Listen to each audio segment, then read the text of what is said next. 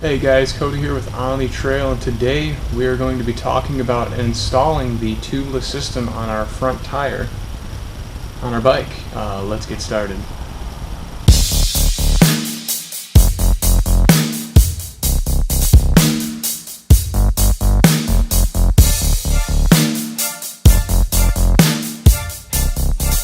Okay, you heard the man. We're going to talk tubeless today. So I've been running tubeless for a little while, and I think it's time to talk about it and do a little bit of a review. This is not going to be a detailed installation guide. If you need one of those, tubeless themselves actually do a really nice job. They also send really detailed instructions with their kits. Speaking of instructions and installing it, here's what you need to install it in case you're eyeballing the job and doing it yourself. You need a tubeless kit. You need a drill and a 7/16 bit, preferably a smaller bit too for pilot holes, some Armor All tire dressing for lubrication. You need soapy water for sealing. Brake cleaner helps keep the tape tacky. On the rim, tire spoons, preferably 3. Tusk Bead Buddy helps a lot. Torque wrench, sandpaper, a valve core tool, pointed blade like an X-Acto knife, and an air source that will go up to 120 psi. And you also need to be able to read accurately throughout that range. You can see this little specialized hand pump is a cheap alternative in case you don't have a compressor that will go up to that pressure range. It's like $50 at a bike shop, and it works well. And then that little air tool, the gauge, is a little digital gauge that also works very well. I just got that at AutoZone for cheap. So some of the pros and cons. The cons is it's sort of expensive, probably 2 to 3 times the cost of your typical tube.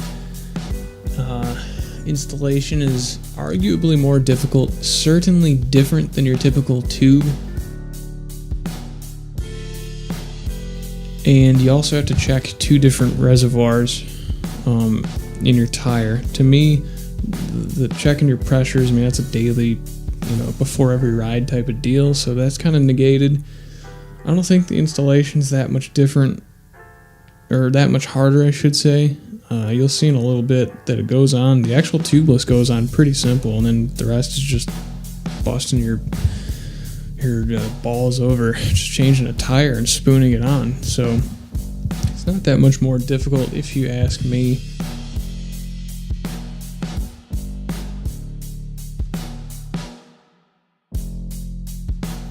Taping up the wheel, drilling the holes is a little bit of work, but it's whatever. All in all, it took me probably 2 hours to put the tubeless system on. And that's actually converting your tube system to a tubeless. If you're just changing a tire, it probably would take an hour.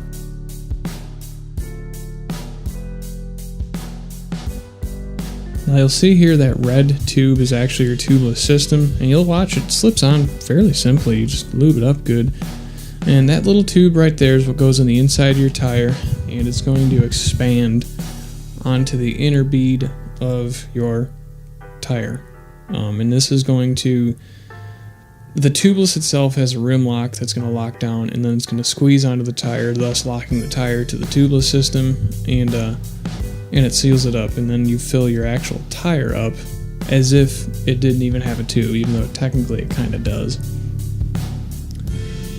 One thing that spooked me on my first install of this was I saw the knurling on the inside of my wheel, and I thought that it sealed on the actual rim. It doesn't. It actually seals on the inside bead of your tire, so don't be alarmed if you're doing that.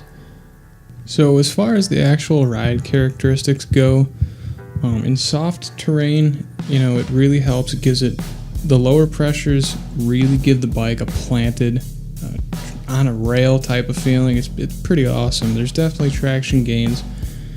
And in this example footage I'm going to show you, this kind of stuff is a one-way ticket to pinch flats. And you'll see terrain that's imitating this. Obviously I'm practicing in these clips, but I've been in terrain where there's steep climbs and you'll have rock ledges and you have to hit them, and it'll give you a pinch flat. I was just at Hidden Falls where I crashed and lost my GoPro and all my footage, and I can't show you guys, but there were very large ledges, and I got a pinch flat. That's why I'm putting this on right now. It's actually to replace my tube that got a pinch flat.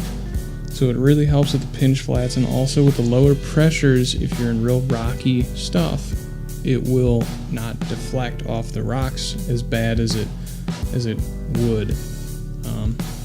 Another thing too is if you actually get a flat tire, you can ride it flat. According to Tubeless, you can ride this tire flat back.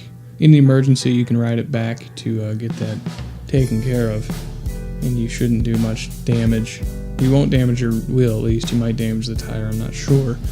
And as long as you have a basic puncture flat, you can patch these as well. You can patch it like a normal tire, which for me, I think that's awesome. You hit a cactus and you got a slow leak and a flat tire on the trail, you can just stop, and in 10 minutes you can have the tire all patched up and plugged and ready to go. So that's another huge benefit for me. Now the other thing is pinch flats, where you can't pinch your tube, but one thing you do need to watch out for is pinching your actual tire flat. You can still do that, so you need to watch out for that and make sure you have a very stiff sidewall, preferably like a desert tire, to really keep yourself safe from that. So anyway, that is my story, and I'm sticking to it.